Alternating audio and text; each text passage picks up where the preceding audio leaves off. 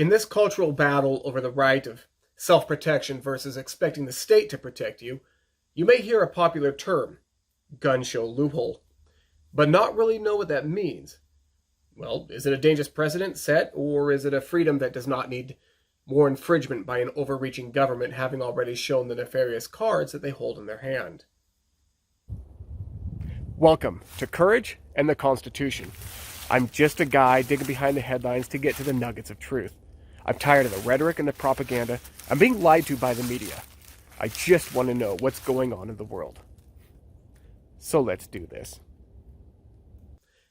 On the Biden-Harris website, they brag about the ways that they've overstepped their infringement on people's rights, including a constant fight to dismantle an organization that stands against racism, teaches safety, and encourages uninfringed self-protection because it is advantageous and politically expedient for these people to do so.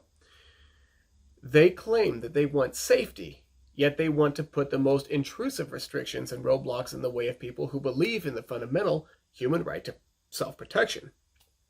This is the tracks laid on the train that they ride, and that downhill runaway is devoid of brakes. So let's start with the term gun show loophole and what it actually means, and we'll take a quick peek at where Biden and Harris stand on it. Let's say that you own a piece of property, something you own, nothing that you make payments to a third party or continually to pay tax on, like real estate. Let's say a car or a set of collectible plates or a knife or even a collectible rifle from World War II. Should it or should it not be your right to sell it as private property without the government having to sniff around and log all of your business?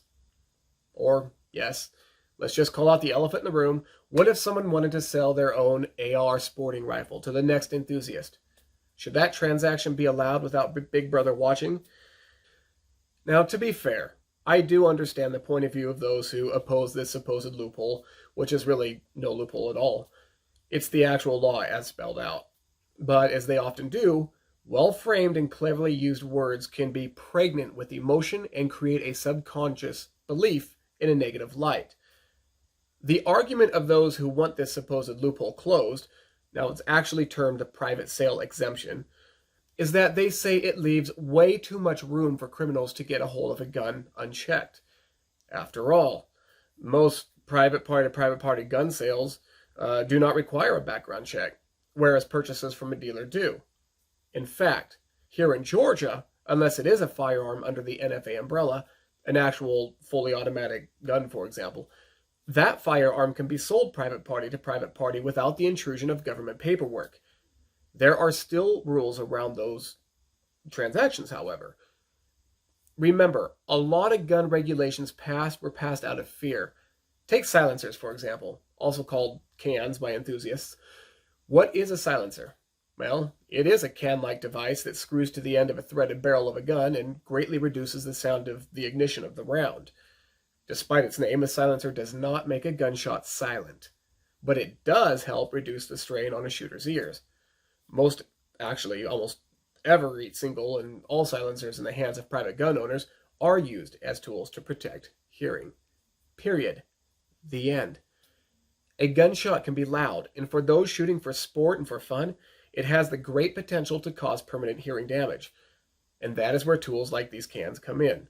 However, driven by fear and the hypothetical idea that some killer will lurk and hide from some post and then begin shooting people down one after another while silently not able to be found, then he sneaks away into the sunset and prepares to do it again, is, in reality, it's ridiculous. It could never actually work like that in real life. Now, like I said, cans do not make a gunshot silent. However, in order for someone to own one, they need to pay a $200 tax to the government, register it with the ATF, and wait 9 months to a year to pick it up even after the purchase has been made. Folks, that stretches so far beyond common sense. That term gun control advocates like to use. It's also not legal for a private owner to sell a gun with a can, or a can itself, to another private individual without re-registering it, and repaying a $200 tax on it. In all actuality, it is a government scheme to create hurdles and create revenue, some of that going right back to support the ATF and turn the degree of gun control up 1 degree at a time. To turn it all the way up at once would, of course, be too radical and nothing would pass. So the Democrats have picked on the outliers, the low-hanging fruit, such as bump stocks, and they've regulated the hell out of them as they get closer and closer to their actual goal. Now, I bring this up because it is important to understand reality, life as it actually is, versus a fictional world built on fear and worst-case scenarios. Now, fortunately for Biden, Harris, and the like, is that their devotees are low-information individuals who prefer the ease of keeping it that way, trusting the media as gospel and have little or no desire to look up the facts themselves, or even open their minds enough to have conversations with those who actually understand. Oh, and what's another way to know that gun owners are by and large responsible and capable? There are literally millions of gun owners in this country, millions of owners, and multi-millions of guns. Yet we do not see millions of gun deaths each year, do we? Or am I missing something? If gun owners really were deranged psychopaths who need strict and strong regulation, then you would see, with that many murders, them even murdering each other because nobody would be left. It would be a country with an unstoppable war against itself. But you walk outside and the sun shines and the wind blows and neighbors still wave at each other and kids play in the yard or hoop it up on the court. So no, the fabricated existence that the left tries to paint, it simply does not exist. But moving on.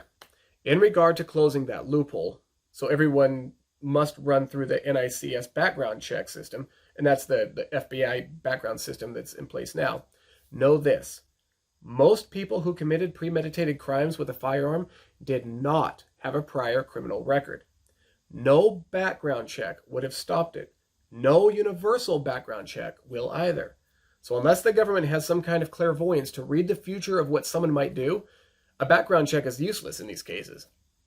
But then that would get into another ignoring of constitutional rights. To not assume someone innocent before they have even done anything, to automatically assume them guilty. But that is what red flag laws do. They assume intent based upon someone else's fear. The way that they are presented, they sound logical. That is until you actually begin breaking them down, in which case they're actually a violation of constitutional protections. But the left does not exactly show a sacred regard for the Constitution, do they? But red flag laws? That's a topic for another video. According to a 2019 U.S. Department of Justice report, less than 1% of criminals that possessed a firearm during their criminal offense, they acquired their guns by that supposed gun show loophole. Less than 1%. Even private-to-private sales still have rules. Many of those firearms that were used were acquired illegally, such as by theft or bought on the black market. Again, already illegal. More regulation on the responsible and constitutionally protected will not halt that activity. After all, even murder is illegal, right? In the end, when it comes to private party sales of guns, or let's take gun shows for example, where scores of guns may be laid out on tables, one after another, there are two very different camps. One looks at guns and assumes murder and mass death and unprecedented danger. They see all those guns and all they can imagine is every one of them in the hands of an army of criminals hell-bent on murdering the innocent, men, women, and I hate to say it, children. The other camp looks at them and they love the engineering it takes to create them, their art. The comfortable feel in the hands and the years of fun, of collecting and enjoying shooting sports and target practice and even learning skills like running and gunning, whether alone or with friends. This is where both views really have to be looked past, and the statistical facts and the data needs to be looked at. The fact is, and I'm sorry, gun control advocates, and even those, understandably, who are fearful of something that they don't understand, but the facts are not on your side with this one. To cast laws inhibiting the free sale of privately owned items, especially with firearms, is a gross overreach of government intrusion. Yet even still, Biden and Harris and the Democrat Party are moving full speed ahead, and they care not who they trample underfoot or what American foundational document they have to crush in order to do so. They have a goal, and everything that stands in their way to them is expendable. A report provided for institutions compiled after 10 years of evidence concludes, facts, remember, as found in Science Direct, states the simultaneous implementation of CBC and MVP policies was not associated with a net change in the firearm homicide rate over the ensuing 10 years in California. The decrease in firearm suicide in California was similar to the decrease in non-firearm suicides as well in that state. Results were robust across multiple model specifications and methods. So let's look at something really telling now. Remember, just because these people are wanting to create certain edicts and laws that sound good on the surface, the intent needs to be understood. We can find a big hint at the base of their intent in the final paragraph on the Biden-Harris website before they break down their plan for gun control. It is as follows. It's within our grasp to end our gun violence epidemic and respect the Second Amendment, which is limited. As president, Biden will pursue constitutional, common sense gun safety policies. So a quick translation. Biden will not stop at all the direct and backdoor go-arounds to crush that which the Second Amendment is intended to protect. Notice the language. It sounds good. Lots of positive words and phrases such as end gun violence and epidemic and pursue constitutional, and here's the big one, common sense gun safety policies. Now that phrase, common sense, it's huge because it does not tell you anything. It leaves it open to interpretation to anyone, whether pro-gun or anti-gun, to read that and instinctively interpret it as per what their own idea of common sense gun laws are. That is why it will be vital to read on and see what Biden is actually saying, not just stop at what the media tells you that he's saying or what they want you to feel or believe that he's saying. We need to deal with facts here, and that is why I'm creating this series of videos. Now also notice, one not so subtle phrase after the noble mentioning of the Second Amendment. Does Joe stop with that? The highlighting of that beautiful script in our Constitution? No. But he adds it to his diatribe as it feels patriotic and pristine. But then he adds his interpretation of his view on the Second Amendment, really shining a huge light on where he actually stands and setting a true precedent of everything else that will follow. He added, which is limited. Notice he believes that the right is limited. But who sets the limits? What happens when you limit a constitutionally protected right? Well, Biden and Harris both believe your constitutionally protected rights are actually privileges. You see, rights are given. Privileges are earned and ultimately controlled.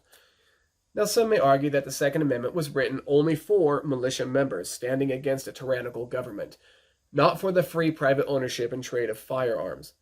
The only problem is, well, though they don't say that they're writing the Second Amendment out completely, when you look at areas Biden and Harris like to lift up as trophy cities of gun control, those who have such inhibitive laws that most people can't either qualify or can't afford all the regulation it takes to own a gun, even with the existence of the Second Amendment, yet are also the same areas with the highest levels of violent crime. Why? Because they have disarmed and disenfranchised people and left them as soft targets to those who don't care one iota about the law or about taking advantage of other people. Kind of like these zealous gun control advocates themselves.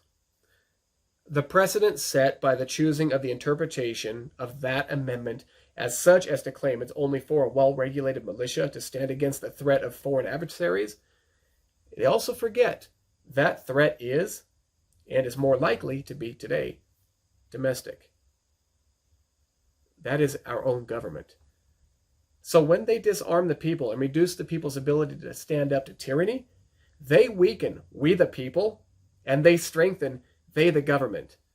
You see, to add more regulation and universal gun registries has nothing to do with safety. It never really has. It's all claimed that it does, but it doesn't. Study after study show that it does little to deter those who will hurt others regardless of the regulations. But what it does do is it allows for the opportunity for the government to hold a robust list of who owns what firearm and how many. The only people these overbearing regulations and bans and confiscations really help is the government itself. So when all the layers of the Biden-Harris gun control effort are pulled away, when their intent is understood, when their use of language is understood, when the people that they bring around them and their own histories are understood, none of this is really about safety. Safety is the word that they use to push it forward, but then again, remember, Trojan horse. In fact, what it really does is grant more degrees of power to the government, but less and less to the individual. Now, what form of government does that best resemble? A democratic republic? Absolutely not. The degradation of private property, of voluntary interaction and the Constitution, and replacing it all with the top-down government mandates and central planning, well, I'll leave it to you to figure out what that particular government structure becomes. When you empower the government over the individual, when you let government get bigger, it will not stop. It's like a cancer that'll continue to grow until it overtakes everything. So don't get me wrong, government is necessary, but it cannot get too big. The bigger the government gets, the less the people become. The only people who will trust the Democrats to have all the power that they want, should the current sitting president lose and the vote and the two Democratic Georgian senators get elected, are those who believe they are victims without the Democrat government to look over them and assure their safety and provision. That is the antithesis of a free state and we the people. Well, I would really like to hear your take on the gun show loophole. What do you think of it and the Democrats' handling of it? Now, do you believe in a free transaction of private property, or do you believe that the government needs to intervene? Go ahead and leave your comments below. I'd love to hear what you have to say. And if you find this content of value and you believe others would benefit from it, please like, subscribe, and share. It will do a lot to help us all out.